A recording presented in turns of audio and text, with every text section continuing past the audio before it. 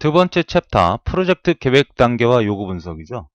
우리가 정의 단계, 생명에서 정의 단계에는 어떤 게가 있었습니까? 타당성 검토와 그 다음에 계획과 그 다음에 요구 분석이죠. 요거를 한꺼번에 묶어놓은 것을 챕터 2에서 설명을 하는 겁니다. 자, 프로젝트 계획 단계. 앞에서 얘기했던 것처럼 어떤 거죠? 가장 핵심이 자원, 비용, 범위까지. 범위 측정을 정확히 해서 위험성을 최소화시키자. 우리가 측정 대상은 이거고요. 이건 측정을 잘못했을 때 발생하는 겁니다. 따로 구분을 하셔야 됩니다. 그러니까 놀러 갔을 때 어떻게 철저하게 준비할 거냐, 소프트웨어 개발할 때 어떻게 준비할 거냐 같은 맥락입니다. 자, 프로젝트 계획은 개발에 필요한 모든 사항을 준비하는 단계입니다.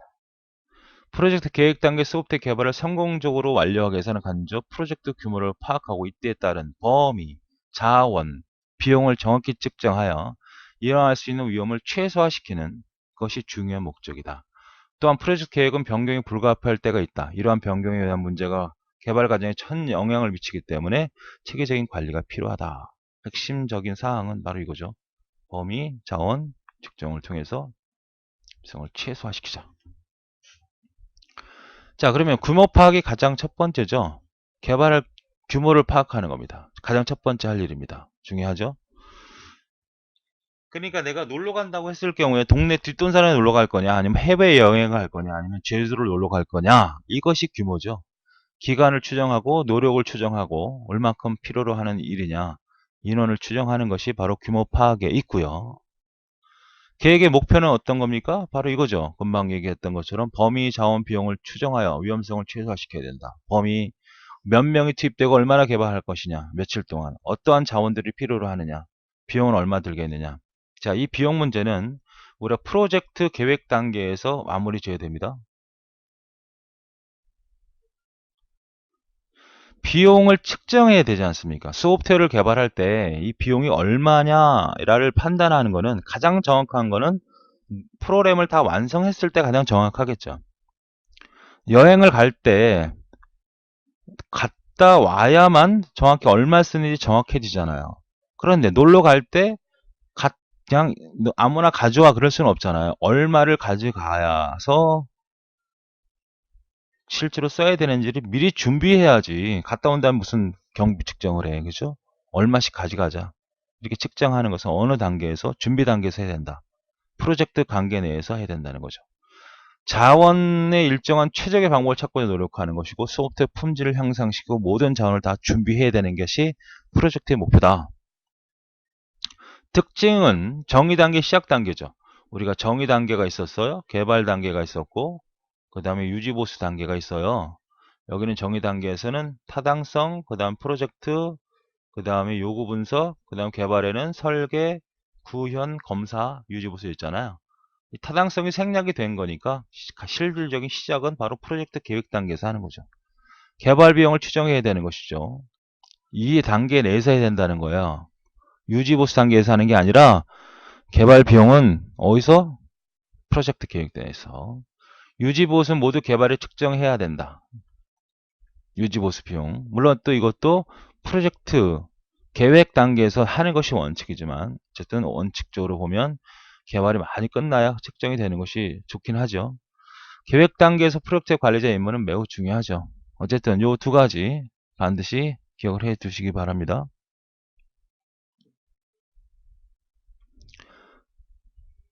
자, 그 다음에는 이제 외주 개발을 위한 제안서 평가 항목에는 어떤 거예요? 어떤 개발자의 기술력이 어떠한지 평가를 해야 된다. 내가 직접 프로그램을 해야 되는 것이 아니라 다른 프로그램을 내가 외주를 줄 수 있잖아요. 시간이 없거나 아니면 너무 어렵다고 하면 그러면 이 개발자의 능력을 평가해야 되는 거 맞죠? 가격의 타당성을 내가 외주를 줬을 때 가격 타당성하게 하는 거 맞죠? 그 다음에 사용자 지원 능력을 평가하는 것도 맞죠. 자, 일단 프로젝트 계획에 대한 기본적인 개념, 범위, 자원, 비용을 정확히 측정해서 위험성을 최소화시킨다는 개념하고 가장 첫 번째 할 일은 뭐다? 프로젝트 규모를 파악하는 것이 계획 수립의 첫 번째 일이다. 아시겠죠?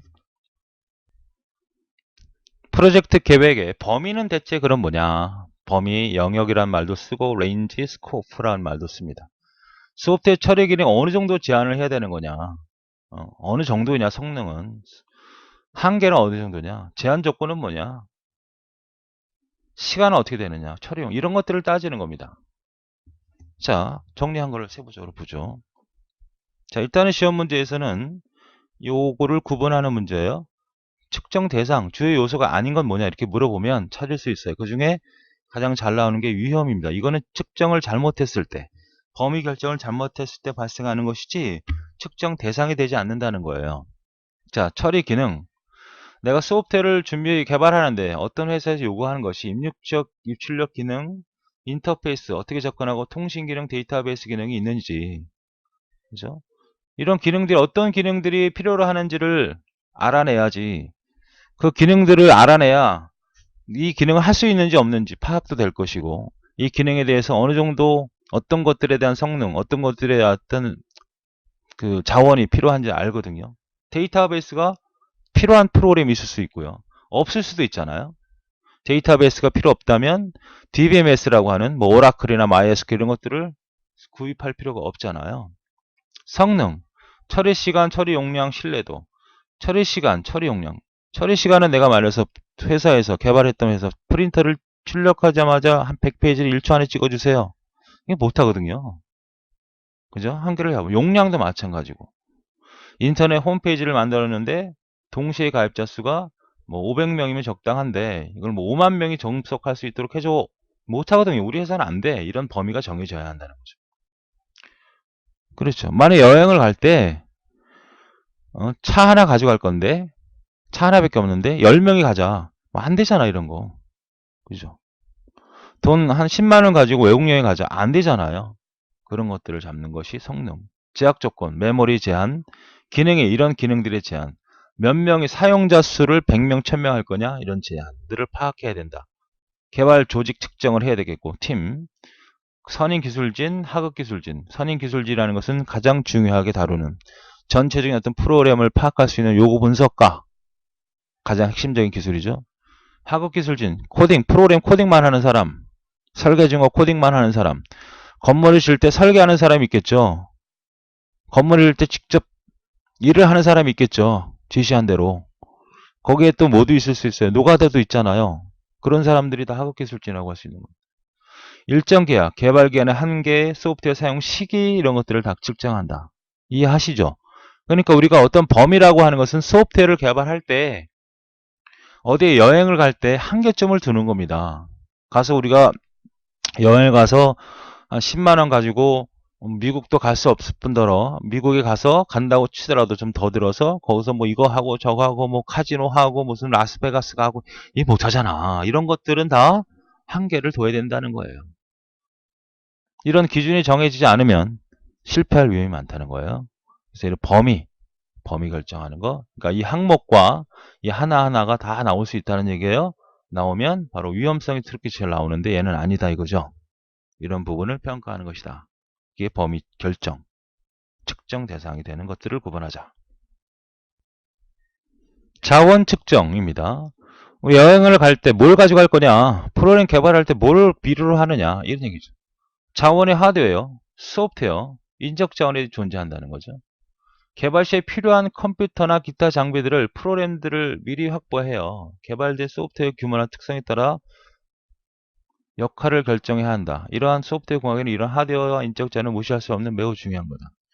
그러니까 우리가 여행을 갈 때는 뭐 커피를 가져갈 거냐, 텐트를 가져갈 거냐, 자동차로 갈 거냐, 뭐 이런 것들을 다 준비하는 거죠. 개발할 때는 하드웨어적인 컴퓨터라든지 뭐 프린터라든지 기타 하드웨어 장비가 어떤 게 필요하고, 이 프로그램을 개발하려면 C 언어로 만들어야 된다 그러면 C 언어 컴파일러가 필요하고, 그죠? 이 조직도 필요하잖아. 사람도 바로 자원이니까 이런 것들을 측정하는 겁니다. 그래서 첫 번째가 이제 나오는 것이 자원 중에 하드웨어 자원이 있죠. 하드웨어 자원. 하드웨어 자원은 세 가지인데요. 요 세 가지가 있다는 정도만 기억하셔도 되는데요.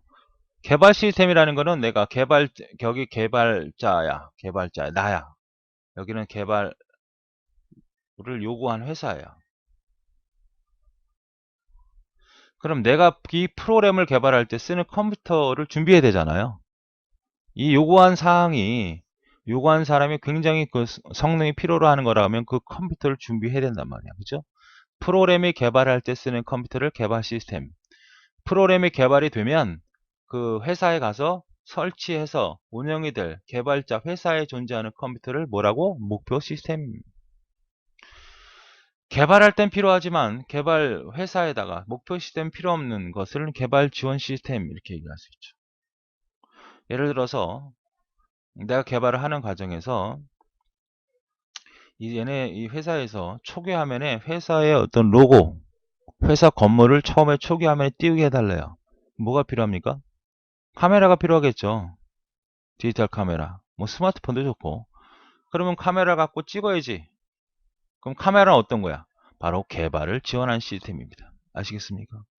개발 시스템은 개발 기간 동안에 사용될 컴퓨터, 주변 장치를 다 포함하는 거고, 목표 시스템은 실제로 운영되는 그 환경, 회사에 있는 컴퓨터를 말합니다. 그러니까 이 회사에서 프로그램을 요구했는데 이 회사가 컴퓨터가 아무것도 없는 회사일 수도 있잖아요.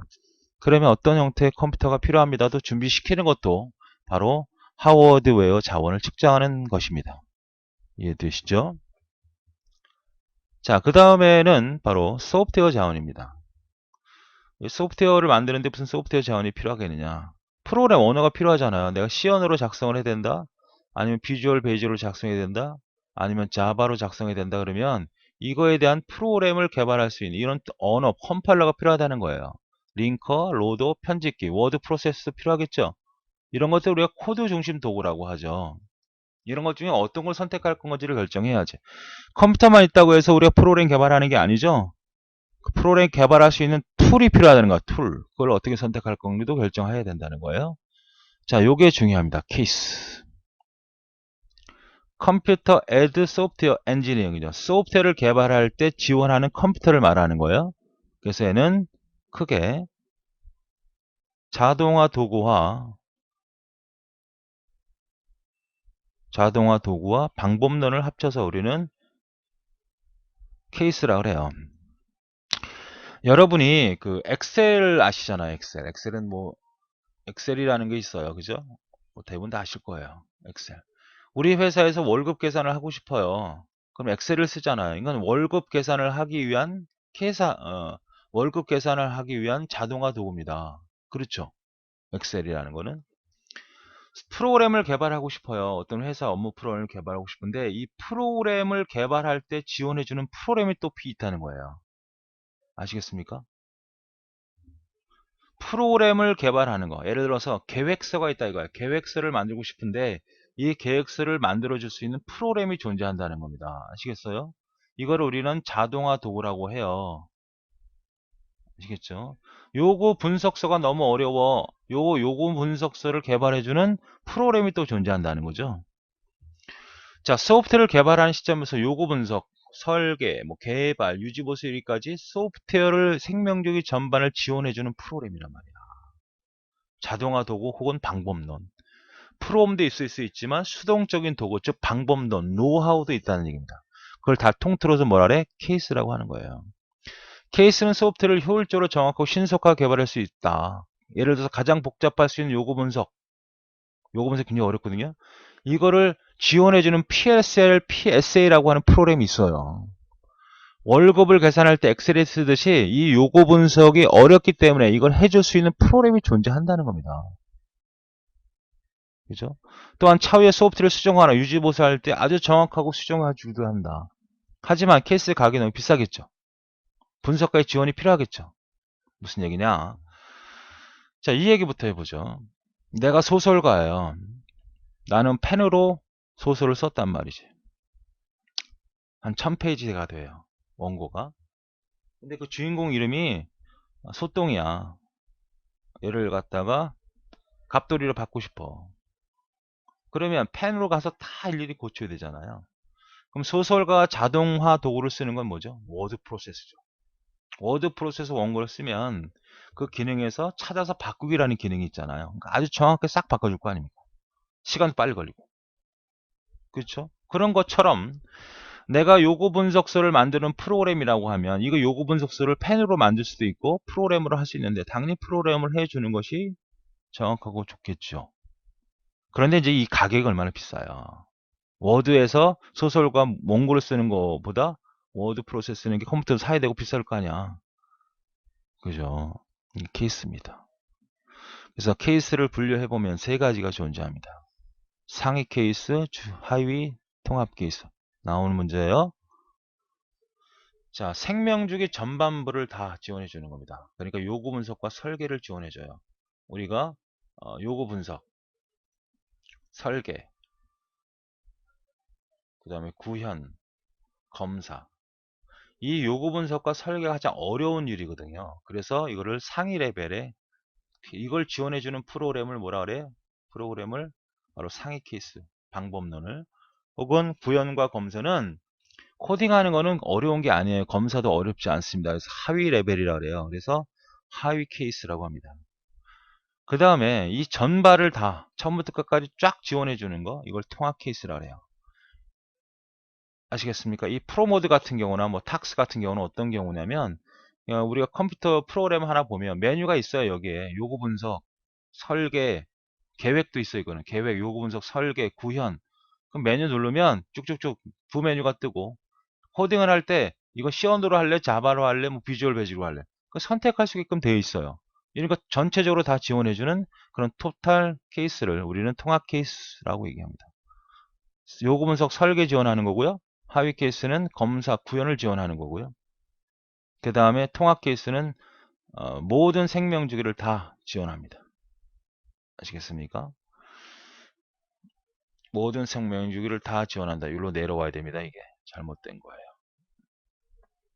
자, 그 다음에 특징을 이제 살펴봐야겠습니다. 특징이 어떤 것이 있는지. 다들 이제 시험에 나오는 것이 특징이 주죠. 측정이 주. 자, 소프트웨어의 개발 과정을 자동화함으로써 생산성을 증가시키겠다. 그러니까 적은 노력에 빠른 결과를 얻겠다. 소설가는 뭘 써서 워드를 사용해서 생산성을 높이고 월급 계산하는 직원은 바로 엑셀이라는 프로그램 자동화 도구를 써서 생산성을 높이고 소프트웨어를 개발하는 사람은 바로 케이스라는 도구를 이용해서 생산성을 향상시킨다. 케이스 소프트웨어 개발의 모든 단계를 걸쳐 일관된 방법론을 제공할 수밖에 없죠.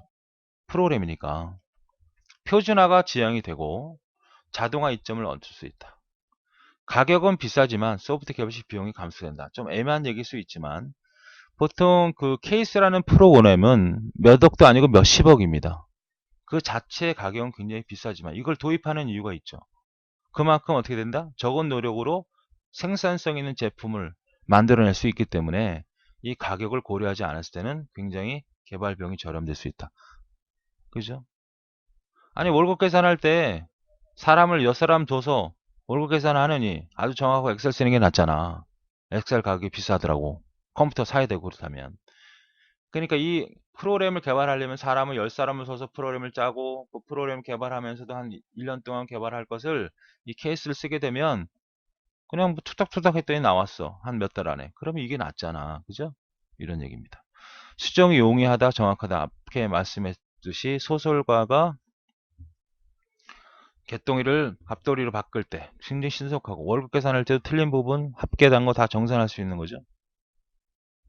유지보수 용이하게 할 수 있겠죠. 당연히. 생산성 문제 해결이 되죠. 재사용성이 향상된다. 무슨 얘기예요? 엑셀을 아니 워드를 해보죠. 워드. 이력서를 써야 돼. 이력서를 예쁘게 만들어서 컴퓨터에서 쫙 그렸습니다. 만약 이걸 종이로 그린다고 생각해봐. 종이에다가 직접 그린다 그래. 하나를 그렸어. 뭐 예쁘게 그릴 수 있죠. 근데 친구가 자기 것도 그려달래. 이거 어떻게 돼? 또 그려야 되잖아. 10사람이 도와달래. 다 해달래. 10사람 그려야 되잖아. 근데 어때요? 이력서 하나 워드에 그려놓으면 계속 복사해서 쓰면 되잖아. 이 얘기를 하는 거죠. 품질이 향상될 수밖에 없죠. 수작업하는 것보다는 좋고 호환성이 없다. 무슨 얘기입니까? 워드라든지 엑셀은 워낙 수요자가 많으니까 다 서로 호환을 시키죠. 그렇죠? 엑셀, 워드에서 썼던 어떤 텍스트 문서를 엑셀 데이터로 가져올 수 있고요. 엑셀에서 그렸던 아니면 파워포인트에서 그렸던 그림을 이 엑셀에 가져와 쓸 수 있잖아요. 이게 다 호환성 아닙니까? 그런데 이 케이스라고 하는 건 수요가 별로 없어요. 쓰는 사람이 전 세계적으로 한 10사람밖에 안 된다고 가정을 하면 이 10명을 호환시키기 위해서 소프트웨어는 개발되지 않습니다. 케이스는. 그러니까 케이스 툴 간에 서로 호환성 고려하지 않는단 말이야. 아니 쓰는 사람 몇백, 몇천 명 있어야 호환성을 고려시키는 거 아닙니까? 아주 중요한 얘기.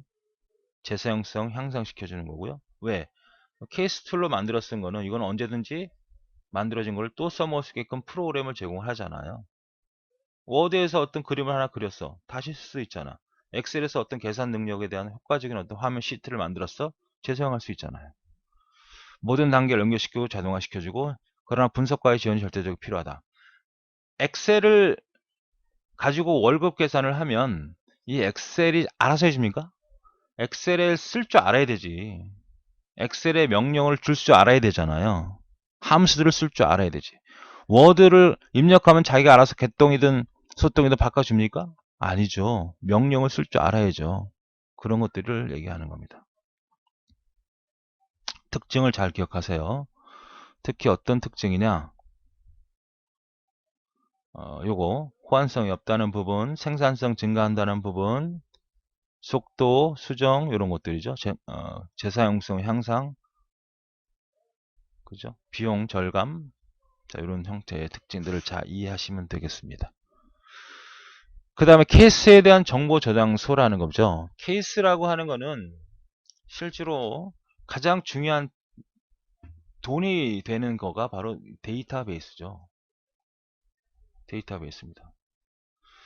그러니까 어떤 케이스 프로그램을 썼어. 예를 들어서 엑셀이라고 생각을 해보자고. 엑셀에 대한 함수가 엄청나게 많잖아요.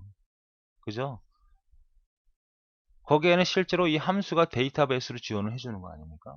직접 코딩하지 않더라도. 그러니까 어떤 회사의 가장 중요한 정보가 뭐야? 직원들의 정보잖아요. 그러면 어떠한 명령을 줬어요. 그 명령을 줬을 때 그 평가하고 통계내고 한 자료가 분명히 존재할 거라는 거야. 케이스는. 그죠? 입력해서 결과를 뽑아내면 입력한 결과를 뽑아낸다는 것은 아무것도 없는 상태에서 변화를 주는 게 아니고 통계적인 정보를 주는 거거든요. 자, 요거 분석 도구라는 게 있어요. PSL, PSA라는 게 있습니다. 이거는 자, 입력을 해요. 그럼 처리를 합니다. 그럼 출력을 해요. 이게 입력되는 도구를 우리가 PSL이라고 합니다. 분석 도구를 바로 PSA라고 그래요. 그럼 어떠한 명령을 입력을 하면 PSA가 분석을 해서 원하는 결과를 뽑아줘요. 이거는 언어고 이거는 분석기입니다. 그럼 얘가 그냥 분석을 하는 게 아니라 얘는 바로 디스크에 저장되어 있는 데이터베이스의 통계 정보를 추출해서 시뮬레이션 돌려서 원하는 적당 가공을 해서 뽑아서 출력을 해주는 겁니다. 엑셀로 얘기하면 엑셀 문법이고요. 엑셀에서 필요한 함수가 있으면 그 함수가 해당되는 함수의 기능을 갖고 와서 변환시켜 주는 거죠. 그냥 이 DB가 비싼 거죠. 이것 때문에 비싼 겁니다. 이 자체가 비싼 게 아니고. 정보 저장소는 도구의 생명주기 활용 사용자들 응용 소프트웨어 통신과 소프트웨어 시스템 정보를 공유 향상시킨다. 오늘날 소프트웨어 관련된 정보는 역할은 운영체제가 담당하는 겁니다. 정보 저장소는 통합, 소프트웨어 표준화, 소프트웨어 시스템 공유, 재사용이 기본이 됩니다. 그러니까 저장소 때문에 하는 거죠. 저장소. 소프트웨어 구성 요소들과 시스템 정보가 저장소에 의해 관리되므로 소프트웨어 유지 보수이 용이해지는 겁니다. 그러니까 저장소가 절대적이라는 얘기를 하고 있는 거예요. 자, 그 다음에 이제 인적 자원입니다. 우리는 맨 처음에 뭐 했어요? 하드웨어 자원을 파악을 했고, 소프트웨어 자원도 파악을 했어요. 측정을 했고, 이제 인적 프로그램 개발자들. 자, 관리자는 사장이죠. 선임 기술자는 가장 핵심 기술자입니다. 학을 기술자는 우리가 건물을 지면 사장이고, 이거는 설계자가 되겠죠. 이거는 실제로 노가다 하는 사람이라고 볼 수 있고, 그 다음 요구 분석. 하나씩 읽어보죠. 비즈니스의 정점을 가는 계획 수립을 한 사람이죠. 조직을 구성을 시키고 실무자를 관리하는 사람이죠. 그래서 참여도가 초기에는 가장 높고요. 중기로 하면 점점 줄어들다가 프로젝트 완성되면서 점차 증가하는 사람이죠. 자, 여기 볼까요? 이거 먼저 보고 설명하겠습니다. 계획을 하잖아요. 요구 분석, 설계, 코딩, 검사. 하급 기술진 보세요. 어디가 제일 많습니까? 코딩 하는 거예요. 코딩. 노가다라고요. 처음에는 참여하지 않습니다. 계획을 왜 하급 관리자가 참여해? 노가다라는 사람이 어떻게 집 지고 어떻게 돈 계산하고 할 건가요? 그냥 돈만 받으면 되잖아요. 그러니까 일을 할 때 제일 많이 하지. 이때. 점점 더 떨어집니다. 관리자는 처음에 비용 측정하고 관리해야 되니까 처음에는 참여도가 높습니다. 그리고 코딩에 대한 실제 설계할 때 뭘 신경 쓰지 않아요. 유지보수에 좀 관리를 합니다. 그 다음에 고급 기술진은 전반적으로 어떻게 됩니까? 다 참여하죠. 선임 기술진. 맞습니까? 그래서 아직은 이 도표가 나온 적은 없죠. 그러나 기억해야 될 건 어떤 거냐면 시작 단계에서 가장 참여도가 높은 애가 누구야? 관리자. 코딩 단계에서 가장 높은 애가 누구야? 하급 기술진. 유지보수 단계에서 가장 높은 애가 누구야? 선임 기술진. 이 순서가 문제가 나올 수 있는데 아직 한 번도 언급이 되지 않았습니다. 그런 것처럼 선임 기술진은 고급 기술진이에요. 시스템 분석가라고 하죠. 프로젝트를 공학화하는데 실제로 만들어내는 데에서 요구사항 분석, 설계, 검사에서 모든 단계에서 활발히 참여하는 사람이죠. 그러니까 우리가 건축기사죠. 건축기사. 자격증 있는 사람. 학업기술진은 선임기술을 지원하고 많은 시간의 업무를 전담하는 사람으로서 생명주의 설계 단계를 이걸 짓는 건축가가 지시한 대로 실제 업무를 한 사람이죠. 그죠? 뭐 노가다라고 하면 노가다 10장이 될 수 있는 겁니다. 요거 분석가는 소프트웨어 분석, 설계, 개발, 구현에 운영되는 책임을 지고 주도적인 역할을 담당하는 컴퓨터 전문가를 의미합니다. 일반적으로 시스템 분석가는 별도의 교육을 통해 양성되는 것이 아니라 프로그램에서 오랜 경험을 통해서 프로젝트 관리 능력 기술을 갖춰야 된다. 요거 분석자가 갖춰야 될 자질로는 컴퓨터 수준이 있어야 되고, 두 번째는 프로젝트 계획 관련 지식. 그러니까 이제 요거 분석가 실제로 시스템 분석가입니다. 그러니까 요거 분석가는 뭐예요? 사용자가 있어요. 사용자는 아무것도 몰라요. 컴퓨터에서 이거에 대한 내용을 절대적으로 모든 내용을 끌어와야 됩니다. 그리고 컴퓨터로 실제로 구현할 수 있도록 설계할 수 있도록 중간 역할을 해야 돼요. 그러니까 이 사람 모르는 게 없어야 돼. 모든 분야에서 해박하고 경험을 갖고 있어야만 이걸 일로 넘기는 과정에서 오차를 줄일 수 있는 거 아닙니까? 이걸 우리는 요구 분석가다. 그러니까 전문 지식이 있어야 되고 계약 관련 지식, 뭐 각자 핵심 사항.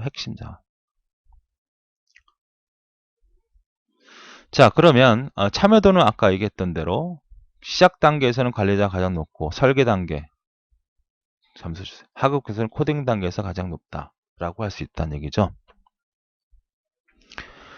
자, 그럼 팀이 나오겠죠. 팀 구성이 있습니다. 팀을 어떻게 구성할 거냐? 책임 프로 팀이 있고요. 분산 팀이 있습니다. 그걸 민주주의식 팀이라고 그러죠. 이거는 중앙 조직이라고 그러죠. 중앙식. 책임 프로그램은 프로그램 개발하는 놈 중에 한 놈이 다 해먹는 거야. 얘가 다 하는 거야. 1인 체계입니다. 1인 체계. 그래서 밑에 서브들이 존재하는데 이놈이 모든 걸 판단하고 모든 걸 결정하고 진짜 너 잘났어야. 나머지는 다 뭐예요? 얘를 지원하는 데 있습니다.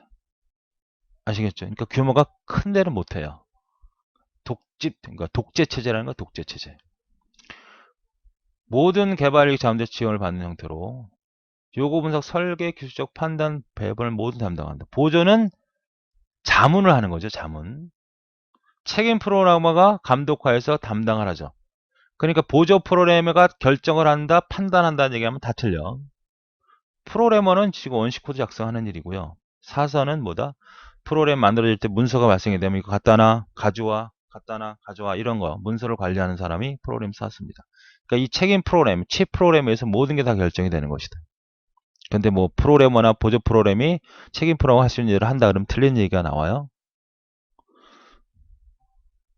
그 다음 민주주의 시스템은 분산 형태입니다. 민주주의죠.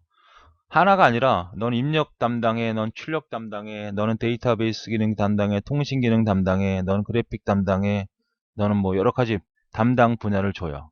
다 독립적으로 만들어지면 나중에 합쳐서 우리가 모여서 회의해갖고 프로그램을 개발하자. 이것이 이제 분산형이죠. 대상을 분리해서 각자 개발한 후에 통합하기 전에 회의를 통해서 하는 겁니다. 통합형이 두 가지죠. 어쨌든 민주주의식과 책임 프로그램을 구분하는 문제가 일단 출제 대상입니다. 자, 그와 비교해 볼까요? 이건 1인 체계잖아요. 독재 체계입니다. 그죠? 이런 형태가 되는 형태의 구조고요. 얘는 이렇게 서로 민주적으로 이용하는 거죠. 민주적이고 독재 체제야, 독재. 소규모 이렇게 한 사람이 한다는 거는 많은 형태의 프로젝트, 대규모 프로젝트를 만들 수는 없죠. 그러나 민주주의는 이걸 늘리면 늘릴수록 다 그런 프로그램 다 만들어지겠죠. 한 명의 의사결정을 다 하는 거고, 얘는 팀 구성원이 교류를 해서 결정하는 거고, 구성원의 참여도가 만족도가 적다. 얘네들이 볼 때는 짜증나는 일이지. 이놈이 다 해먹고 나는 뭐야 소모품 같은 느낌을 갖잖아요. 얘는 어떻게 됩니까? 서로 동등한 레벨이니까 이직률이 높다. 아 진짜 그만두고 싶어. 별로 만족도를 못 느끼니까. 얘는 어떻게 돼? 내가 굉장히 중요한 역할을 하게 되니까 이직률이 낮은 거죠. 단기적인 거 규모가 작은 거와 똑같죠. 장기적인 거 대규모와 똑같죠. 쉬운 프로젝트에 유리하고 스타형 조직이죠. 별 형태죠. 하나의 중심으로 해서 연결되는 거. 이건 링 형태의 구조다. 자, 두 개를 구분하는 문제가 가장 핵심적인 사항이고, 특히 프로젝트적인 책임 프로그래머 팀에 대한 구성원들의 역할, 그 정도만 잘 파악하시면 되겠습니다. 네 번째, 소프트웨어 비용 측정에 대해서 배우도록 하겠습니다. 소프트웨어 비용이라고 하는 거는 사실 그 소프트웨어 공학을 배우는 가장 주된 이유도 될 수 있죠. 그러니까 실적으로 이제 시험을 공부하시는 분이 아닌 상태에서는 소프트웨어 공학에서 가장 그 관심 있게 공부하시는 분이 공부하는 부분이 바로 비용 측정입니다. 소프트웨어 비용을 어떻게 측정할 것인가? 어떤 A라는 회사에서 어떤 프로그램을 요구를 했어요. 그럼 이걸 얼마를 받을 것인지 비용을 측정해야 된단 말이죠. 이 비용 측정이 많이 받으면 좋지만 아무래도 그 받는 요구한 사람의 수준에서 합리적으로 적절한 비용을 측정해야 된다는 거죠. 그거는 이제 어떤 그 장사의 개념으로 판단할 수 있지만 우리 이론에서는 좀 체계적인 이론을 가지고 비용을 측정합니다. 측정 대상과 평가 방법의 이치성 때문에 어려움 때문에 소프트웨어 비용 측정 결국 쉬운 일이 아니라는 겁니다. 우리 하드웨어 공학에서는 이제 물리적인 거, 물리적인 크기, 전력 소비량에 따라서 쉽게 계산할 수 있죠. 냉장고라는 TV라든지 이런 것들을. 그러나 소프트웨어 측정은 생산성, 얼마큼 생산성이 있고 노력이 얼마큼 드느냐, 또 오류가 얼마큼 많느냐, 기능이 어떠냐, 품질이 어떠냐에 따라서 굉장히 그 주관적인 관점에 개입이 된다는 거죠. 그래서 어렵다는 겁니다. 또 개발 계약 중에 수정, 위험 요소까지도 다 고려해야 하기 때문에 상당히 어렵다. 자, 그러면 첫 번째 우리가 알아야 될 것이 뭐냐면 상관관계입니다. 이거 기억하셔야죠. 대체 요 내용이 뭐고 여긴 뭐냐 이거죠. 보통 반비례 곡선을 갖게 되는데요. 우리가 보통 개발 비용이 늘어나면 비용이 감소가 됩니다. 내가 만약 1년 동안 개발했을 때 만약에 여기가 10만 원이다, 100만 원이다, 1000만 원이다, 1억이라고 합시다. 그러면 점점점 기간이 늘어난다는 것은 그만큼 어떻게 된다? 편한 상태에서 프로그램을 개발할 수 있다는 거죠. 그런데 이거를 한 달 안에 작성해 달라고 하는 것은 너무 무리한 요구죠. 그래서 돈을 많이 준다고 하면 개발할 수 있는 겁니다. 무슨 말인지 아시겠죠? 그러니까 1년에 개발할 수 있는 거를 보통 한 달이나 하루에 개발할 수는 없잖아. 그래도 개발을 원한다면 비용을 더 받고 해야 된다는 얘기죠.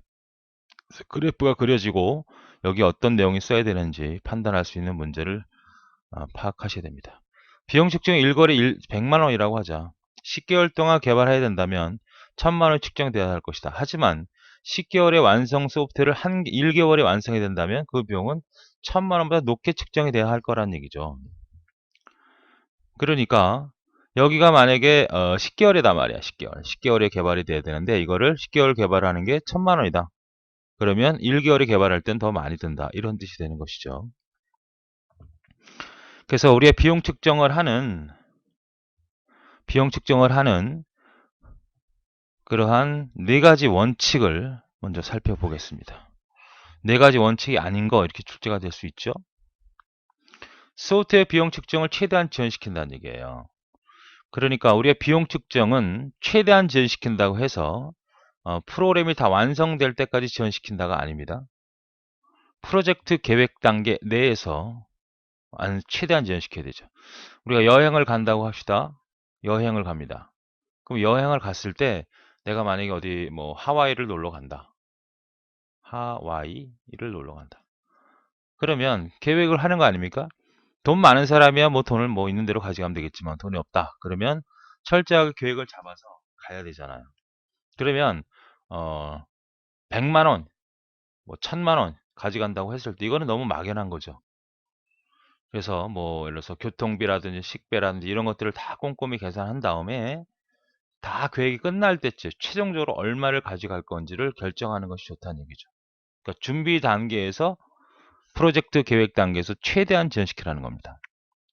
소프트웨어 비용은 소프트웨어 완성된 다음에 정확히 판단할 수 있지만 그럴 수는 없죠. 그래서 소프트웨어가 완성될 때까지 지연시킬 수 없는 게 현실이죠. 그래서 비용 측정은 프로젝트 계획에 설정이 돼야 되고 프로젝트 계획 단계 내에서 최대한 지연시키는 것이 위험성을 최소화시킨다는 겁니다. 소프트웨어 개발 비용을 측정하는데 다 어떻게 만들어 보고 얼마 받을지 말씀드릴게요. 이렇게 할 수는 없다는 얘기 아닙니까? 프로그램이 이제 개발이 진행이 되고 요구 분석하고 설계를 하는 과정에서 이게 진행이 되려면 대략 개발을 원하는 업체하고 어느 정도 내가 비용을 받을 건지를 측정해 줘야 그대로 진행하는 것이잖아요. 그러니까 계획 단계에서 비용 측정을 정확히 해야 되는데 프로젝트 계획 단계 내에서 최대한 지연시켜라 이런 뜻입니다. 그 다음에 분해 기술을 이용한다 그랬어요. 분해 기술을 이용한다. 우리 분해 기술이 어떤 특별한 어떤 수학적인 개념이 아니고요. 내가 만약에 제주도를 놀러 간다. 그러면 100만 원을 가져간다. 이럴 건 좀 막연하다는 얘기고요. 자, 교통비는 얼마? 그다음에 식비는 얼마? 또 숙박비는 얼마? 그렇죠? 뭐 유흥비는 얼마? 이런 것들을 다 따로따로 측정을 한 다음에 전체 얼마를 가져갈 건지를 결정하는 게 좋다는 거죠.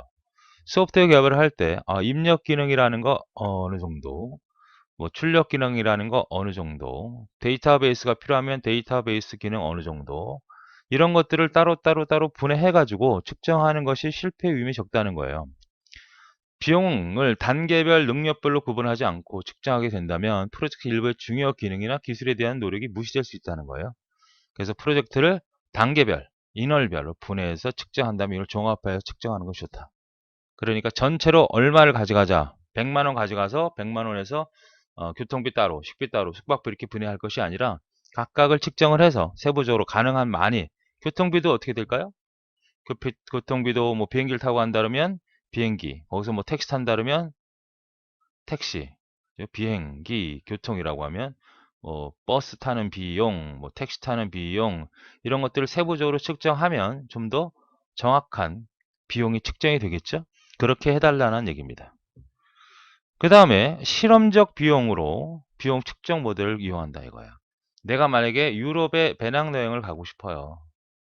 배낭여행을 가고 싶습니다. 그럼 어떻게 가야 될까요? 얼마를 가져가야 될까요? 그냥 가져가요? 아무 돈이나? 많이 가져갈 수는 돈 많은 사람들은 많이 가져가지만. 그러면 이렇게 하겠지. 음, 유럽 배낭 뭐 카페라든지, 그렇죠? 어떤 여행사라든지 해서 어느 정도 이 선례가 있었는지, 유럽을 어디를 가겠다 하면, 유럽에 독일을 가겠다 그러면 독일에 가는 비용이 어느 정도인지 이미 다녀온 사람의 정보가 있겠죠.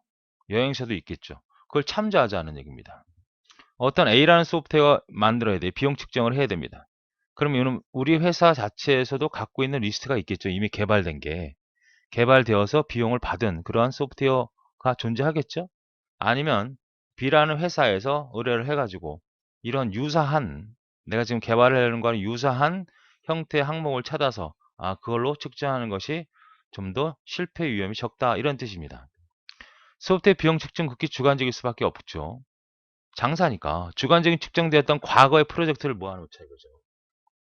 모아놓고 통계적인 실험식을 통해 만들어 적용시키면 효과적일 수 있다. 이러한 실험 비용 측정 모델은 여러 학제에서 연구하고 발표한 모델들이 많기 때문에 적절한 모델을 선택하고 이용하면 된다. 이건 이제 시험 측정 모델 방법론이죠. 연태가 사용했던 방법론을 가지고 비용 측정을 한다. 그것은 기존에 있는 자료를 가지고 공식으로 얻어낸 자료가 되겠습니다. 자동화 도구를 이용한다. 우리가 보통 자동화 도구 중에 SRIM이라는 게 있죠. 그러니까 프로그램이에요. 그래서 내가 만약에 유럽 여행을 간다. 며칠을 간다. 뭐 7일을 간다. 7일 간다. 어느 지역을 갈 거냐? 독일로 갈 거다. 이런 것들을 쫙 집어넣으면 얼마 정도의 비용을 가져가면 돼. 이렇게 출력해주는 프로그램이 있다는 거예요. 내가 소프트웨어를 개발하려고 하는데 SRM이라는 프로그램은 이거는 6명이 작업을 할 거고 한 2달 정도 작업 소요가 될 것이고 난이도는 좀 상이고 어렵고 뭐 이렇게 쭉쭉쭉 입력해 놓으면 이거는 몇 개월 동안 개발해서 어느 정도의 비용을 받아야 되는지 출력해주는 자동화된 프로그램이 있다는 거예요. 그런 걸 이용할 수도 있다는 거죠. 그래서 이 비용 측정 4가지를 어떤 특정 하나만 선택해서 하는 것이 아니라 여러 가지로 다양한 방법으로 다 도용을 해야만 가장 정확한 오류가 없는 위험이 적은 비용 측정이 된다. 이런 말씀입니다. 이해되시겠죠? 자, 비용 측정에 영향을 주는 요소를 또 살펴봐야겠습니다. 비용 측정에 영향을 주는 요소는 여러 가지가 있는데 일단 직접 측정과 간접 측정을 판단하셔야 되겠죠. 이걸 2개를 구분하는 문제를 잘 알아두셔야 돼요. 아직은 뭐 출제된 바는 없지만 자, 이 노래는 너무 중요한 거지. 이건 나온 문제고 자, 우리가 보통 이건 조금 이따 설명을 할게요. 내가 소프트웨어를 개발할 때 이게 얼마 정도를 맞을 수 있느냐의 대상이죠. 그래서 직접적인 것은 뭐 우리가 돼지고기를 산다고 해봅시다. 한 근과 2근은 당연히 2근이 비싼 거죠. 그러한 측정을 말합니다. 눈으로 시각적으로 팍팍 들어오는 단위. 간접 측정이라는 것은 똑같은 한 근이라고 해도 돼지고기 어느 쪽은 질이 좋고 나쁘고 상대적으로 평가되는 거잖아요. 그런 것들을 우리가 간접 측정 요소라고 합니다. 자, 프로그램 라인 수. 내가 이 프로그램이 3만 라인짜리가 있고 A라는 프로그램은 B라는 프로그램은 내가 5만 라인이라고 하면 당연히 5만 라인이 더 크지 않습니까? 이 부분에 더 비용을 더 줘야 된다. 오류수. 어떤 프로그램이 되어서 어느 정도 완성이 되었을 때 그 시점부터 오류가 발생한 걸 기준으로 해서 오류가 발생할 때마다 비용이 깎여 내려가는 형태라고 된다고 하면 그거는 바로 뭐가 돼요? 오류수로 비용 측정을 할 수 있다.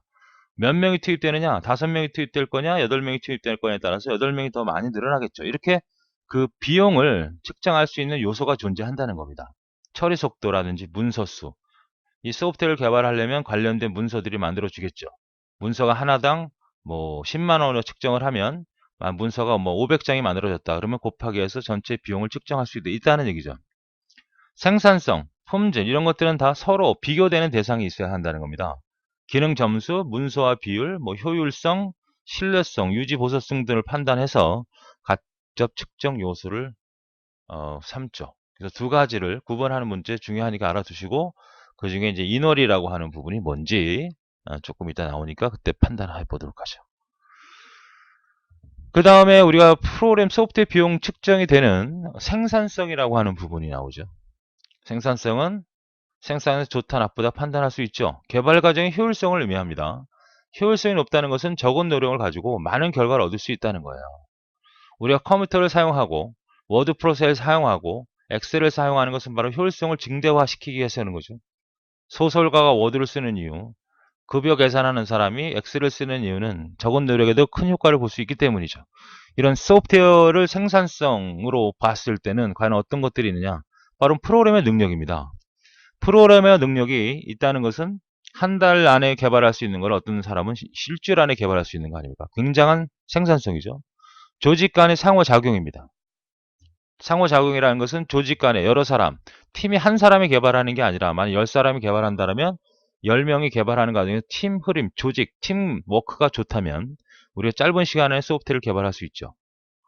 재발의 복잡도입니다. 소프트웨어를 어떻게 개발할 거냐. 개발된 소프트웨어 규모죠.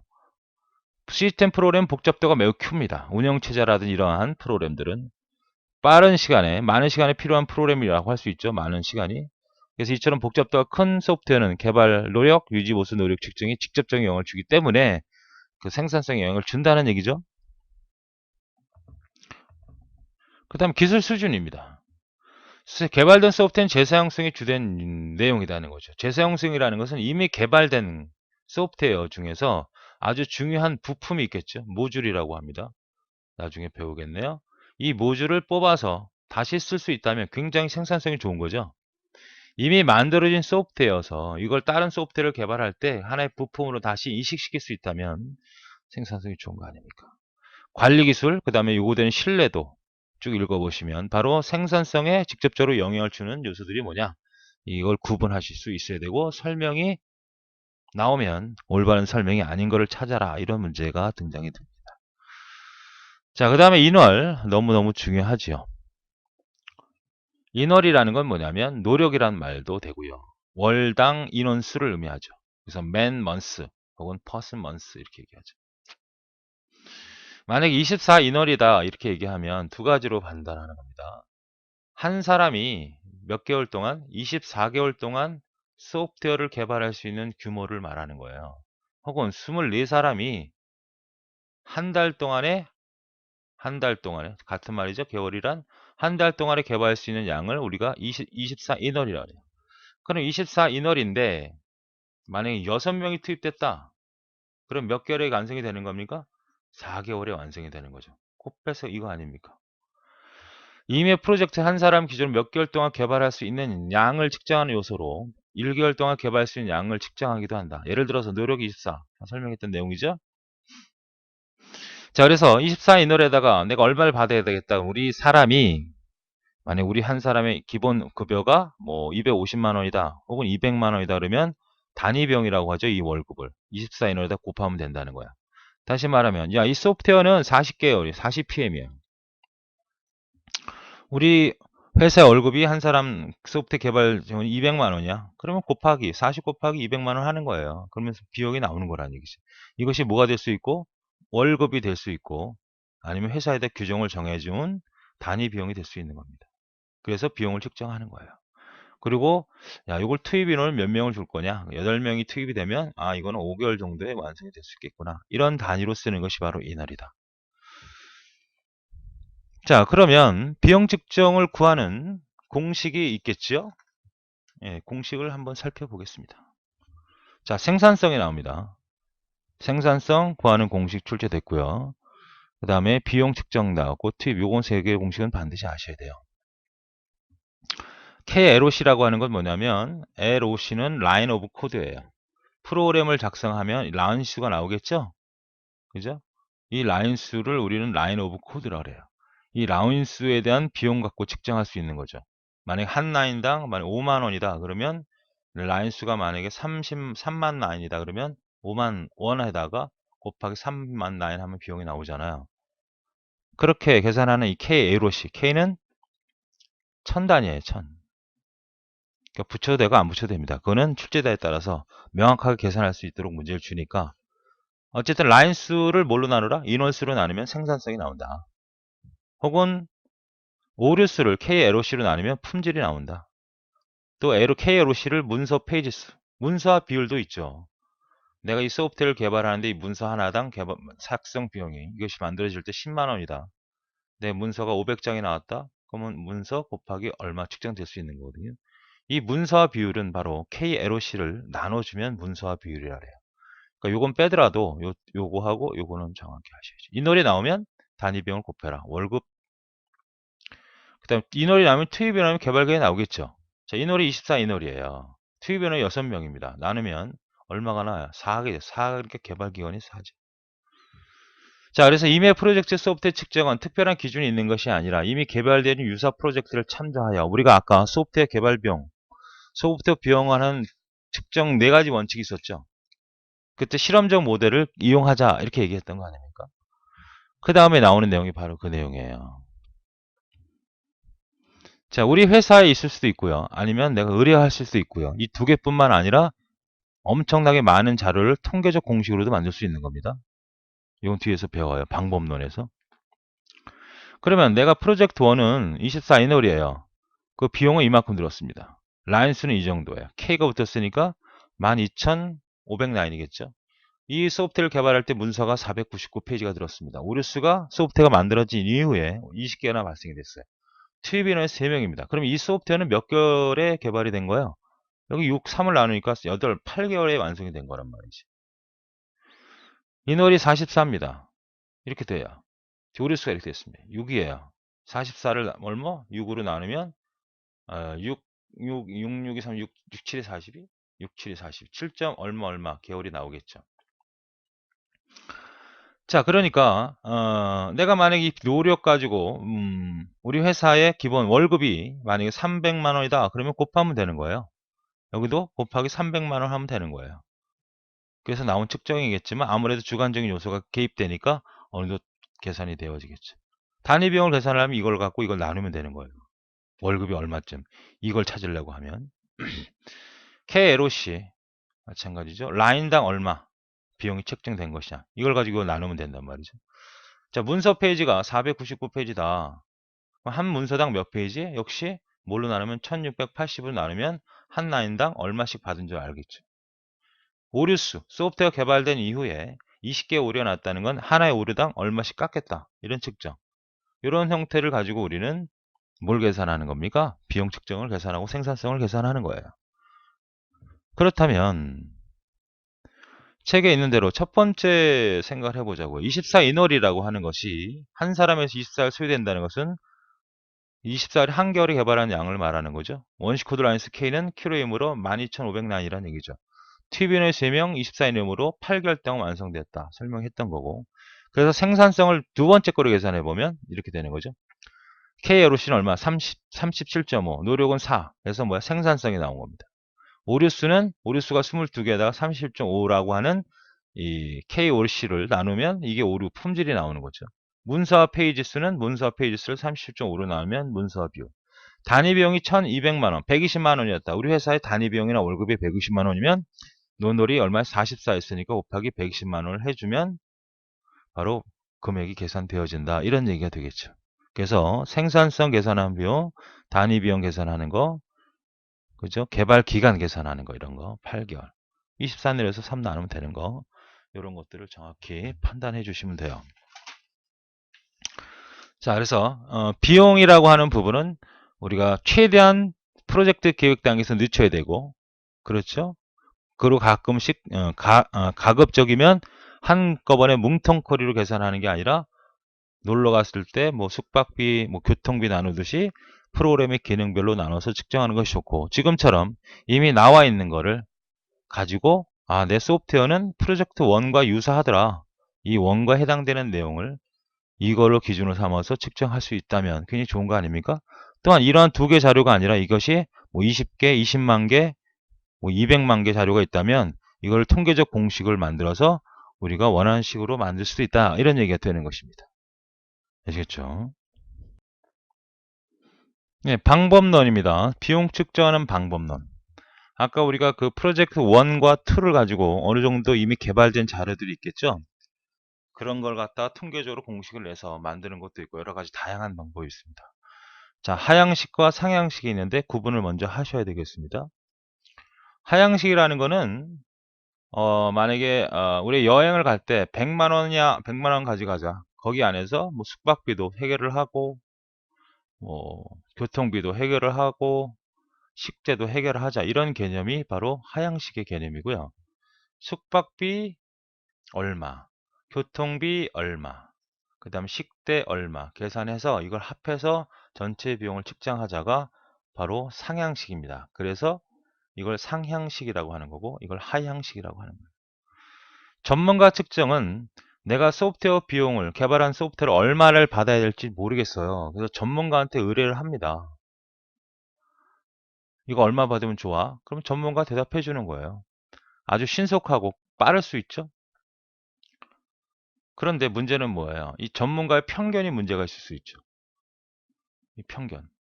이 전문가가 소프트웨어 비용을 측정하는 날 원래는 한 1억 정도를 받아야 되는데 술 먹고 그 전날에 술 먹고 정신을 못 차리는 거야. 그럴 수 있죠.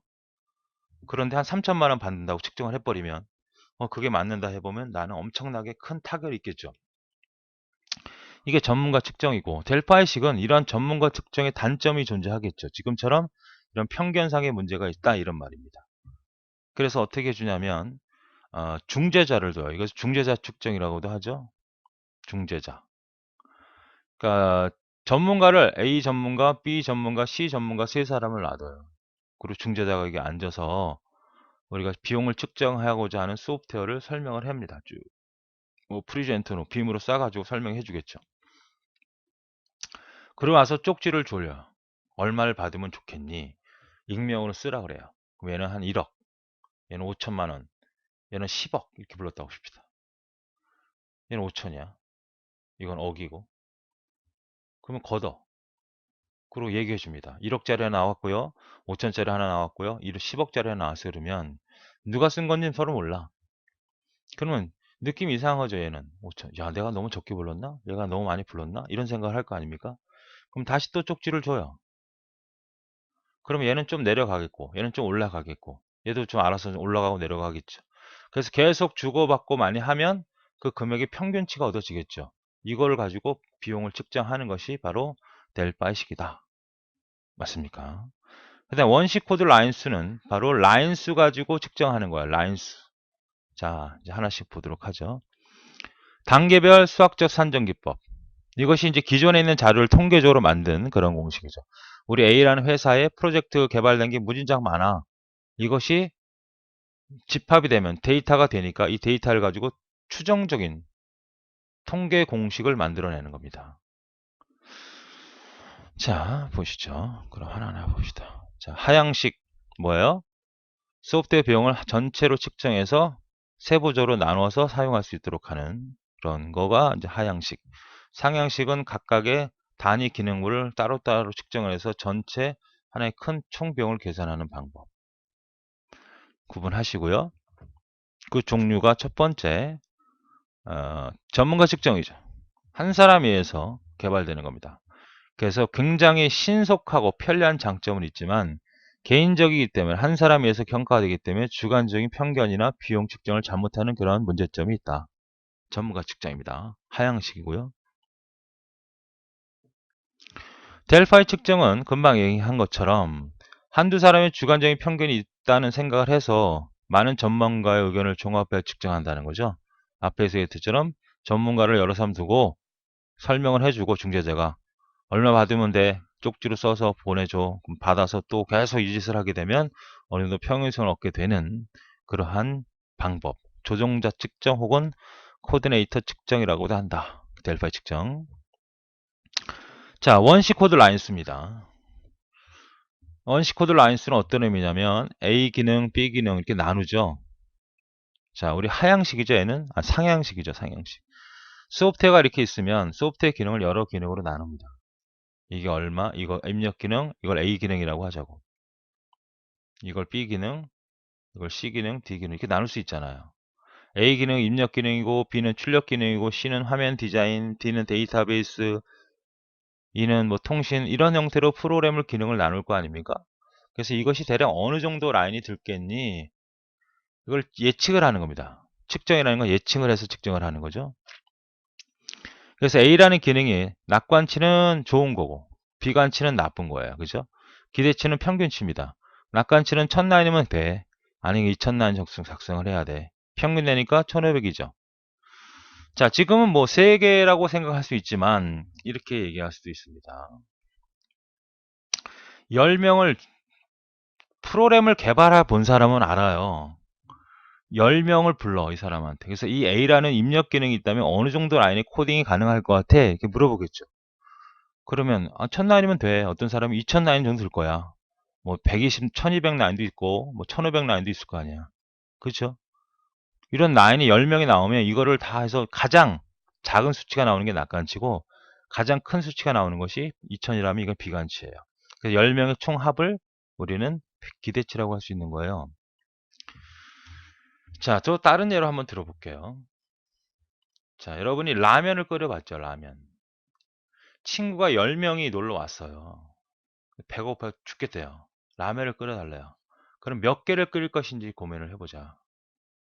라면을 처음 끓여본 게 아니잖아요. 그래서 10명 친구한테 라면 몇 개 끓이면 좋겠니? 첫 번째 놈은 20개 끓여. 두 번째 놈은 5개만 끓여. 우리 아까 좀 먹었어. 세 번째 놈은 7개 끓여. 네 번째 돼지 같은 놈은 한 30개 끓여야 돼. 다섯 번째는 2개면 돼. 이게 쭉 얘기할 거 아니에요. 그러면 여기서 만약에 최고로 적게 부른 애가 얘라면 이게 뭐가 되는 거예요? 이게 낙관치가 되는 거고요. 가장 많이 부른 게 이게 뭐야? 비관치가 되는 거고요. 전체 평균을 낸 것이 뭐야? 10으로 나눈 것이 바로 기대치가 되는 겁니다. 그래서 낙관치와 기대치와 비관치를 얻어내고 예측치를 구합니다. 이 예측치가 바로 이 공식에 집어넣는 거예요. 그래서 이 공식도 매우 중요합니다. 비관치 여기 얼마? 1000. 낙관치가 1000, 2000이죠. 2000. 그 다음에 낙관치 1000. 기대치 1500 곱하기 4에서 6으로 나누면 이 얻어진 값이 얼마다? 이거라는 거지. 1500 정도. 이 공식을 바로 이 낙관치 공식에 집어넣으면 비관치가 얼마예요? 30. 4 곱하기 평균치가 만약에 5 정도 된다고 합시다. 5. 예를 든 거예요. 그 다음에 낙관치가 2잖아요. 이걸 6으로 나누면 뭐 대략 얼마 나오겠죠. 30, 20, 52네. 52에다가 6으로 나누면 그죠? 6, 6이 30, 6, 5, 30 아니죠. 6, 7에 6, 9, 54 8, 6, 8, 48 8 얼마일 거 아니야. 그러니까 대략 8개나 9개 정도 라면을 끓이면 된다는 얘기 아닙니까? 그래야지 오차가 죽다는 거 아니야. 30개 끓여놓고 한 2개밖에 안 먹으면 18개, 28개 낭비 갖다 버려야 되잖아. 우리 집 강아지 새끼 줘야 되잖아. 그죠? 그러니까 이것이 되는 거죠. 그래서 이렇게 얻어진 수치들이 있다면 우리 회사는 1500 정도면 두 사람 정도가 들어가. 2.1점 1233이면 2.3 정도가 들어가. 1.96이면 2.0 정도 들어가. 이렇게 이 인원이 나올 거 아니야. 그걸 다 더해. 그럼 55가 나온 거죠? 그럼 55 인원이 나온 거예요. 그럼 거기다가 우리 단위 비용이 각각 결정이 되겠죠? 그래서 계산단계 5,500만 원 받아야 된다. 이것은 편차죠? 비관차, 낙관치를 6으로 나눠서 제곱을 씌운 겁니다. 이것이 아직 자세히 언급된 적이 없기 때문에 이것보다는 이게 우선적으로 나올 테니까 이거부터 먼저 정확히 암기해 두시고 사용할 수 있게끔 정리해 두시기 바랍니다. 자, 그 다음에 이제 단계별 인원이라고 하는 게 나오는데요. 이건 이제 아까 얘기했던 거니까 참고하시고요. 단계별 인원이라는 것은 아까 라인 수 갖고만 측정하는 LOC 같은 경우는 자, 프로그램을 짤 때 열 라인과 A 프로그램에서 열 라인과 B 프로그램에서 열 라인은 서로 항상 같다고 보는 거죠. 라인 수만 갖고 측정을 하니까. 근데 우리가 프로그램을 짜보신 분은 알겠지만 이 열 라인의 질이 다를 수 있거든요. 이 열 라인은 누구나 할 수 있는 거야. 이거는 아무나 할 수 없는 명령어예요. 프로그램을 작성하는데 이 열 라인은 똑같은 게 아니라는 거죠. 얘가 더 굉장히 중요한 형태의 라인이다. 아무나 작성하는 게 뭐냐. 그럼 얘한테 더 가중치를 더 줘야 한다는 거잖아요. 자, 우리가 10개를 끓였을 때 라면을 10개 끓이는 거냐? 아니면 소고기를 10개, 10근을 먹겠느냐? 이렇게 따졌을 때 아니죠. 10사람이 놀러 왔을 때 친구 10명이 놀러 왔을 때 10개를 먹는데 아니죠. 라면을 먹을래? 아니면 소고기를 먹을래? 라면 10개를 먹을래? 소고기 10개를 먹을래? 당연히 이거 먹을 거 아니야. 그죠? 그런 것처럼 어느 정도의 기능에 대한 가중치를 줘야 한다는 겁니다. 예를 들어서 요거 분석가가 있어요. 요거 분석가가 얘는 한 10인월이야. 그 다음에 프로그램 코딩하는 하급기술지는 코딩하는 하급기술지도 10인월이 들어요. 그러니까 이 요구 분석가 하는 일은 한 사람이 개발했을 때 10개월 동안 걸린다는 거고 이 코딩도 한 사람이 개발했을 때 10개월이 걸린다는 얘기야. 그럼 이 인월이 총체적으로 만약에 200이다 그러면 200만 원을 곱해 200만 원을 곱해 해서 얻어지어서 계산되어진다는 건 너무 합리적이지 못하다. 왜? 요거 분석화가 더 어렵거든요. 그러니까 얘는 200만 원이 아니라 뭐 500만 원 줘야 되지 않느냐. 그래서 계산해야만 특별하게 구분이 되지 않겠느냐. 그러니까 개인별 개발자 능력 차이를 단계별로 측정하는 겁니다. 이해되십니까? 그래서 이렇게 계산을 보통 하죠. 요구 분석가, 설계사, 그다음에 구현, 뭐 검사 이렇게 있다면 이 A라는 기능은 요구 분석은 2야. B라는 기능은 3이야. C라는 기능은 2야. 설계는 3이야. 여기 2야, 1이야. 부여는 여기 4야, 2야, 5야. 쭉 계산해 봤어요. 여기 인원이 총 인원이 얼마 나왔냐면 뭐 23. 여기 23. 뭐 20 이렇게 나왔다 그러면 단위 비용은 얘는 얼마 측정한다? 100만 원. 100만 원, 여기도 100만 원. 이래서는 안 된다는 거죠. 여기는 500만 원, 여기는 200만 원, 여기 100만 원 이렇게 해서 비용 측정을 해야 한다는 거를 말하는 겁니다. 아시겠죠? 그 다음에 이제 웨스턴 펠릭스라고 하는 모형입니다. 자, 이 사람은 어떻게 했냐면 미국에 있는 사람이죠. 미국에 있는 개발업체에서 의뢰를 합니다. 개발업체가 굉장히 많겠죠. 그래서 미국에 있는 60개 개발업체에서 이미 측정된 소프트웨어에 대한 비용 리스트를 도움을 받아요. 그럼 한 회사당 만약에 뭐 300개가 있다 그러면 60 곱하기 300이니까 638, 18,000개의 소프트웨어 비용 측정한 자료가 있겠죠. 이걸 가지고 공식화시켜서 만든 겁니다. 공식화시킨 거죠. 그래서 이 웨스턴 모형이라고 하는 것은 이 공식을 만드는 거예요. 그래서 어떤 특정한 공식을 해서 인월도 계산할 수 있는 공식, 그 다음에 개발 기간도 계산할 수 있는 공식을 만들어서 그 공식에 대입하면 그 통계적인 공식이 나온 거죠. 그러니까 여기서 얻어진 이 많은 18,000개의 18,000개의 자료를 가지고 이미 개발된 소스를 가지고 어떤 공식을 만들어냈고 그 공식의 결과는 인월수하고 개발 기간이 나오는 공식이다. 개발 기간이.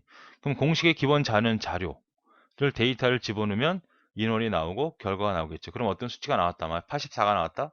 여기 17이 나왔다 그러면 이 84 인원이라고 하는 건 한 사람이 개발했을 때 84 인원 17개월 정도 전된다.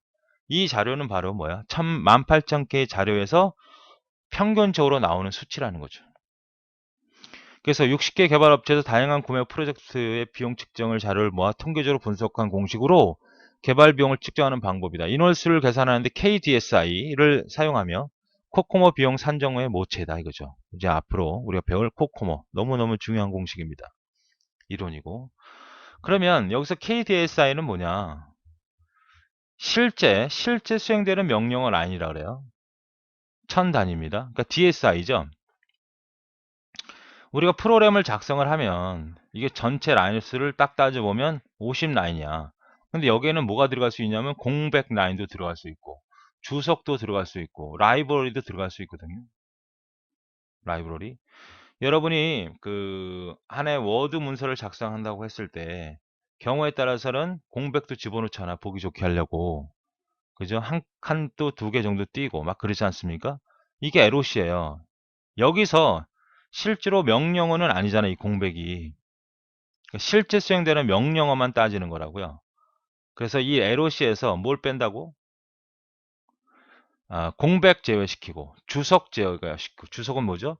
프로그램 소스에서 어떤 정도의 설명을 해 놓는 거죠. 그러니까 프로그램을 짜면 실제 수행되는 명령이 이만큼이에요. 5개 줄입니다. 그럼 여기는 공백도 있고 이 프로그램에 대해서 설명해 놓은 부분도 있고 여기서 이미 남이 작성된 지원받는 함수죠. 그런 것들도 있고 이런 것들은 다 제외시켜야 된다는 거죠. 그럼 라이브러리라는 건 결국 뭐냐면 여러분이 그 엑셀 작업을 했다고 가정하면 이 엑셀에서 함수 있잖아요. 함수. 어떤 함수에는 내가 프로그램을 작성을 했을 때 어떤 함수를 쓰게 되면 이 함수는 쭉 수행하고 돌아오는 그런 형태의 기능을 갖고 있는 함수죠. 그러니까 이거는 이미 만들어서 메이커에서 제공한 거기 때문에 이것까지는 프로그램 소스 라인으로 추가시켜서는 안 된다는 얘기를 하는 거예요. 아시겠습니까? 이런 것들을 다 제외한 거를 우리가 DSI라고 한다. 자, 어쨌든 웨스턴 모형은 아직 언급은 된 건 없고 단지 코코모 때문에 설명을 한 거예요. 자, 코코모를 보시죠. 소프트웨어 종류에 따라서 다르게 책정되는 비용 산정 방식에 현이용하는 합리적인 방식으로 보이엠이 지시하는 원시 프로그램 구매에 대한 비용 측정 예측 모형이다. 그러니까 아까 웨스턴 모형이라고 하는 것은 공식을 만들었잖아요.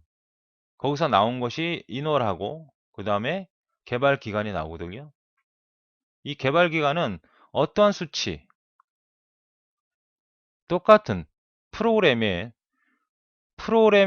대하에서 몇 라인을 집어넣었을 때 어느 정도 라인이 내가 뭐 1000라인이 되든 10,000라인이 되든 그 라인 수만 갖고 측정을 하다 보니까 소프트웨어라고 하는 것은 1000라인이 되든 10,000라인이 되든 1000라인이 어려울 수 있고 10,000라인이 쉬운 프로그램일 수 있잖아요. 내가 글을 쓸 때 아주 공학적이고 과학적인 어떤 논문을 쓰는 거 하고 내가 일기를 쓰는 거 하고 난이도가 똑같지 않죠. 일기 쓰는 것이 뭐 100라인이다. 논문을 쓰는 게 100라인이다. 그러면 얘한테 더 비중을 줘야 되는 거잖아요. 그런데 앞에서 배웠던 웨스턴 모형은 이 라인 수만 갖고 따지기 때문에 소프트웨어 규모나 복잡성을 전혀 고려하지 않았어요. 그래서 이 코코모 단체죠. 단체에서는 60개 개발 업체에서 얻어진 각각의 회사에서 300개의 소스 프로그램이 이제 계속 시간이 지나면서 더 많은 방대한 양으로 늘어날 거 아닙니까? 그래서 이거를 분류를 합니다. 체계적으로 3개를 분류해서 좀 쉬운 거, 이건 어려운 거, 그 다음 중간 레벨 정도를 구분해서 적용 공식을 따로 만든 거예요. 그래서 야, 쉬운 거는 이 공식에 집어넣어. 그러면 여기에 따른 인월과 여기에 개발 기간이 나올 거야. 중간 정도는 초급, 쉬운 거, 중급, 고급 정도. 자, 이렇게 공식을 따로따로 만들어서 적용한 게 바로 코코모입니다. 자, 코코모 방법은 유연성이 높아 다양한 소프트웨어 측정이 적용시키 적당하면 널려 융통 통용되고 있고요. KDS와 유기형, 준분리형, 내재형으로 구분된다. 하지만 기본 모형이 계속되는 발전되는 과정에서 소프트웨어 기반 적용하기는 적합하지 않기 때문에 계속 수원 보장을 하겠죠. 공식이 있지만 그 공식은 하나의 어떤 수학적인 과학적인 공식이 아니라 통계적인 공식이기 때문에 자료가 늘어나면 당연히 그 공식도 달라져야 되거든요.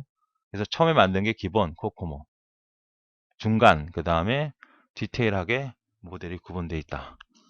자, 그러면 여러분 어떤 거를 정확히 아셔야 되냐면 지금 설명하는 겁니다. 자, 유기형이라는 게 있죠. 쉬운 프로그램이에요. 또 뭐도 있어요? 준분리형도 있습니다. 그죠? 그 다음에 또 뭐 있어요? 내재형도 있습니다. 이 세 가지를 구분하실 수 있어야 돼요. 그러니까 유기형은 그냥 일반 응용 프로그램입니다. 과학기술형, 비즈니스, 요게 포인트죠. 5만 라인의 이하에 해당되는 것은 이 공식에 적용시켜라 이겁니다. 그러니까 2.4 곱하기 실제 명령어 수행 라인 KDS에다가 1.05를 집어넣으면 라인 수 실제 수행되는 망령이 만약에 25,000 라인이다. 25,000 라인을 집어넣어요. 그러면 어느 정도 인월이 나오는 거고, 인월이 나오면 그 인월이 만약에 88이 나왔다는 88을 집어넣으면 개발관이 나온단 말이지. 이거는 좀 응용 프로그램이고 좀 쉬운 프로그램에서 적용한다. 그러니까 시험 문제에서는 아직 공식에 대한 언급이 없었으니까 좀 무리가 있고요. 이 공식을 암기하라는 것은. 중요한 건 이 5만 라인을 기억해야 된다는 거고, 이 설명을 했을 때 얘를 찾을 수 있어야 돼요. 영어로. 아시겠습니까? 두 번째, 준분류형도 마찬가지입니다. 준비연령은 30만 라인의 기준을 갖고 있는 거예요. 그리고 데이터베이스 관리 시스템이나 운영체제 정도의 규모를 우리는 뭐 인터프리터, 워드 프로세스 정도는 준분류형에 해당된다. 거기다가도 KDIS가 25,000, 뭐 25만이다. 25만 라인을 집어넣었을 때 이 공식 결과가 얻어지겠죠. 만약에 77이라는 결과가 나왔다. 그럼 77을 여기다 집어넣으면 개발 기간이 나오는 겁니다. 이렇게 측정하는 것은 바로 준분류형이에요. 그 다음에 내재형은 굉장히 어려운 거죠. 최대형입니다. 최대형. 운영체제나 소프트웨어, DBMS 다 똑같은데 이거 갖고 구분을 해야 되죠. 유기형 가장 기초적인 것은 뭐야? 3만 라인 이하라 했죠. 그죠? 3만 라인 이하. 맞습니까? 아니죠. 5만 라인이죠. 5만 라인. 유기형은 5만 라인이 핵심이에요. 요것만 기억하시면 됩니다. 오가닉. 그 다음에 준분리형은 30만 라인. 내재형은 어떻게 돼요? 내재형 이거는 최대형이란 말이 나와야 이 공식에 적용을 하는 겁니다. 그럼 만약에 시험 문제에서 23만 라인 정도에 적용하기 적합한 건 뭐냐 이렇게 물어보면 준분류형이 된다는 얘기예요. 아시겠습니까? 자, 예를 하나 들었어요. 업무형 프로젝트를 개발하기 위해서 날치기는 28,000 DIS가 나왔어요. 그러니까 실제 프로그램에 수행되는 명령어 라인 수 측정이 28,000 DS가 나와 있다는 거죠. 여기에는 공백 라인이나 주석 같은 건 다 뺀 거예요. 코코모에서 개발 기간과 개발 기간, 인월과 개발 기간과 투입 인월을 각각 비용 산정까지. 즉 단위 비용은 100만원 줬네요. 그럼 공식을 집어넣어야 되잖아요. 그러니까 28,000원이니까 어떤 걸 써야 됩니까? 유기형을 써야 되죠. 유기형. 그래서 1.05 개발기간은 0.38 써야 된단 말이에요. 그래서 KDIS에다 28을 집어넣잖아요. 왜? 집어넣는 건 KDISI에 1.05니까. 계산했더니 79.3이 나왔어요. 아, 이거는 한 사람이 개발하면 79.3개월이 걸리겠구나. 집어넣었어요. 이 79.3을 집어넣었더니 13.17개월이 나왔다는 거야. 그러니까 아, 이거는 보통 13.17개월이 나오는구나. 자, 그래서 개발 인월에다가 개발 기간을 나누니까 뭐야? 6명이 나왔다고요. 아, 6명이 투입되는구나. 6명이 투입되면 13.77. 이게 뭐예요? 기존에 있는 모든 자를 통계적으로 만들었던 공식이니까 이 공식에 적용한 평균적인 수치라는 거죠. 절대적인 과학적인 수가 아니라. 그냥 이 공식도 어떻게 된다는 거야? 계속 자료가 변함으로써 처음에 만드는 게 베이직, 점점점 해서 맨 나중에 디테일하게 공식이 조금씩 변하긴 한다는 거야. 이 수치가. 어떤 수치가? 요 수치가 조금씩은 변한다는 얘기예요. 아시겠죠? 개발 비용은 얼마? 요게 인월이니까 79.3에다가 100만원 곱하니까 7,900만원 정도를 받으면 된다. 이런 뜻이 되는 겁니다. 자, 어쨌든 우리가 유기형, 준분리형, 내재형, 공식보다는 5만 라인, 30만 라인 최대형 어떤 형태 설명을 했을 때 또 3개에 해당되는 유형이 아닌 거 찾아라. 이런 문제가 등장된다는 거죠. 자, 푸트남이라고 하는 사람은 지금 현존하고 있는 그 소프트웨어 개발 비용의 최대 학자입니다. 유명한 사람이죠. 그래서 곡선에도 분포도 곡선을 그려서 얻어냈고요. 이 푸트남 공식으로 못하는 것이 바로 슬림 공식이에요. 슬림은 어떤 공식에 의해서? 푸트남 공식에 의해서. 자, 요거 잘 기억해 주시면 되겠고, 공식은 이렇게 되죠. 개발 기술 지수, 그 다음에 총 인월, 개발 기간 해서 DISR을 3승을 계산하고 3분의 4분의 3승. 이렇게 계산을 해서 얻어진 공식이죠. 뭐 공식까지는 여러분이 크게 뭐 고민하실 필요는 없을 것 같고요. 그냥 있다는 정도만.